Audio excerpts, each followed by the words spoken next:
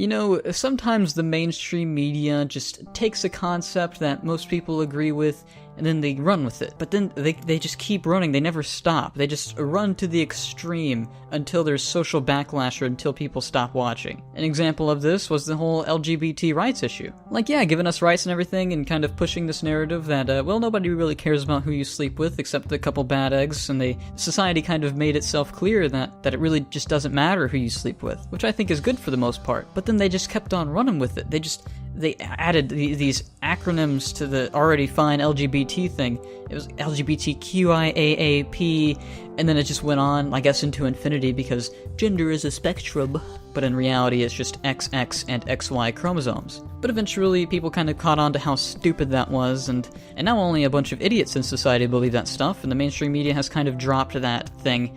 But they still bring it up whenever they have the chance to. I don't know why. It's stupid as all hell. But in this case, we've got body positivity. Body positivity in and of itself is completely fine. Like, I get the sentiment behind it. You don't want people to feel bad for how they look, and I completely understand that. In fact, I agree with it. But sometimes people are just unhealthy, and no matter how you try to put makeup on it, no matter how much you try to beautify it, it doesn't work, okay? Maybe my standards for beauty are just messed up or off. But whenever I see people that look unhealthy, I don't think, wow, that's beautiful. I think that person needs to go on a diet. Anyway, how's that for an intro? Today's article is written by Narius Zatat. I probably butchered that name, as I do every other name. Posted actually 11 hours ago today, August 30th, 2018. Tess Holliday's Cosmo cover sends an important body positivity message. See, this is what I don't get about these articles nowadays, is they take it upon themselves to push some sort of ideology, usually under the veil of virtue. And maybe they are being virtuous, maybe their hearts are in the right spot, but I don't know, whenever I see things like this, I just feel disgusted. Like, people who are into this, good for you, but I mean, I just can't find this beautiful. That may be because I don't find females attractive to begin with. But at the same time, if I saw a dude that looked like this, then it'd be even worse, to be honest. Like, holy shit. Put a dude on this magazine, please. Put a fat slob on this magazine and just... and then see how many people like that. If it's a woman, then it's fine, but I bet if you put Paul Blart on this... if you put Paul Blart on this magazine, it'd be a completely different story. No offense to Paul Blart, I love him, okay? Just like how I mean no offense to this woman here, Tess Holliday. Tess Holliday has beaten critics and made the cover of fashion magazine Cosmopolitan, and the result is peak body positivity. But at what price, though?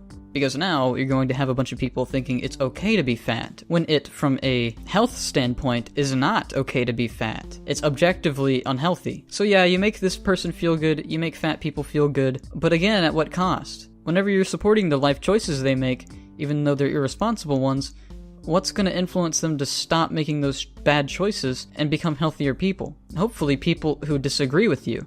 The plus-sized model who is often the target of horrible comments online and who subsequently started the #FYourBeautyStandards campaign shared the cover of the magazine with her 1.6 million Instagram followers. #FYourBeautyStandards, completely disrespecting people who don't like big people. I guess she's created her own little bubble, and she has a good following because of it. And that would explain the freaking Miss Piggy tattoo I just noticed on her forearm. Oh my god, you got a Miss Piggy tattoo. I can't make this up, dude. She got a Miss Piggy tattoo. At least you're proud of yourself. At least you got that going. Phew, I'm literally a Cosmo girl.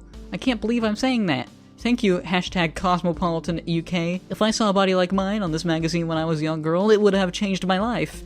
And I hope it does that for some of y'all. So her heart really is in the right place. You really can't deny that, and I'm not trying to be completely argumentative, I'm not trying to discredit her accomplishments, I mean, good for her. I'm just saying, should this really be glorified? I'm just merely raising that question. Because a lot of young girls who are bigger than average, they may have some self-esteem issues, but I would argue the solution to that problem isn't to say that her body is okay, but is to help her develop some sort of individualistic personality traits that would help her get over what other people think. And then maybe the consequence of that healthy mindset would result in her living a healthier lifestyle. I don't know, is that crazy to really suggest? I don't think so. I don't think it's offensive either. People are celebrating her cover as a step in the right direction for women's magazines diversifying the meaning of beauty. Well, I said this earlier and I'll say it again.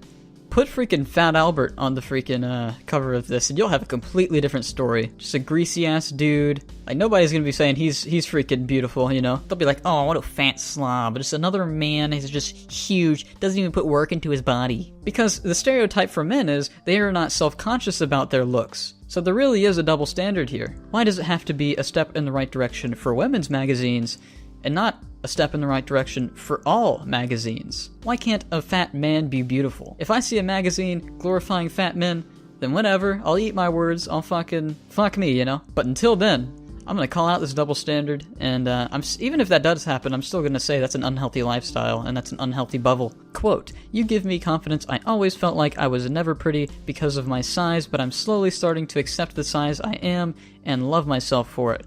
Thank you. There's so much wrong with that statement, I'm not even going to address all the issues. Not only the cover, another added, but in a bathing suit too. This cover is going to be a game changer for so many girls and young women. I don't think so. I don't think anybody reads magazines except old people. So no, this is not going to affect young women. If anything, the social media presence of this will affect young women, but I don't think it's in a very good way. I think it's in a very negative way, a very unhealthy way. Because again, women are just going to use this as an excuse to not stay healthy. In reality, you need to go on a jog, you need to take care of yourself. No matter how much makeup you put on yourself, it doesn't matter. It doesn't make you more beautiful, and at least not in my eyes. A beautiful person is someone who takes care of themselves. This is not one of those people. Maybe that's mean, maybe that's offensive, maybe I'm in that group now that the article mentioned of the horrible comments online being addressed to her.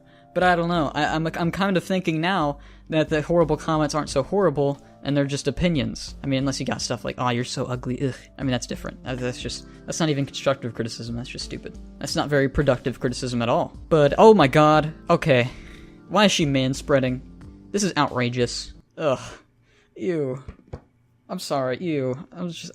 Oh my god. Why would they do this? This is a very big disservice towards women. Holliday's Twitter is blowing up as well, and people are praising her for being an inspiration. Huge congratulations. So great to see. Hurrah. Yeah, I mean, congrats to freaking... No matter what I think about how she looks, congrats to Tess Holliday's accomplishments. Congrats, mama. So gorgeous. Thank you for always inspiring me. People are having a very positive reception to this. And that's great, okay? I mean, I'm not here to freaking say that the only way to look at this is in a negative light. Basically, people are loving the cover. I support this so much. Gorgeous. I admire you so much, Tess. I hope I can get to where you did someday. You're amazing.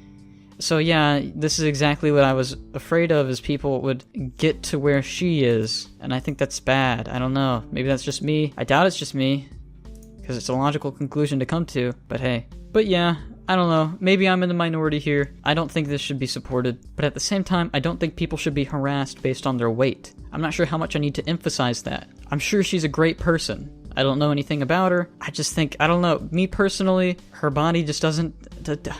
It's just not pretty to me, okay? I'm sorry. Maybe that's because I'm gay, maybe it's because I'm a bigot or something, I don't know. To me, your body is a representation of who you are. And I get some people have genetic predispositions to being bigger and smaller, like I do. I'm a very tiny person. My genes just make it very difficult for me to gain weight. Like, I can eat a whole steak, I can eat 5 steaks in under an hour for 3 days.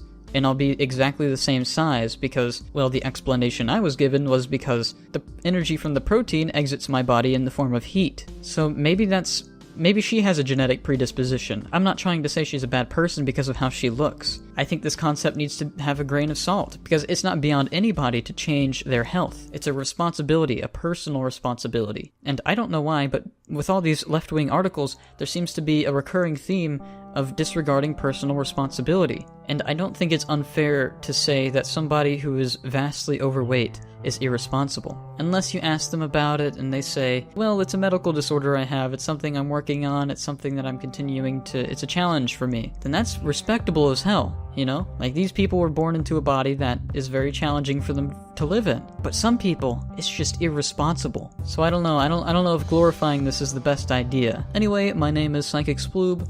I hope I made my positions on this pretty clear, because it's pretty complicated. I understand how people can be a bit confused. Anyway, thank you for watching. Peace out.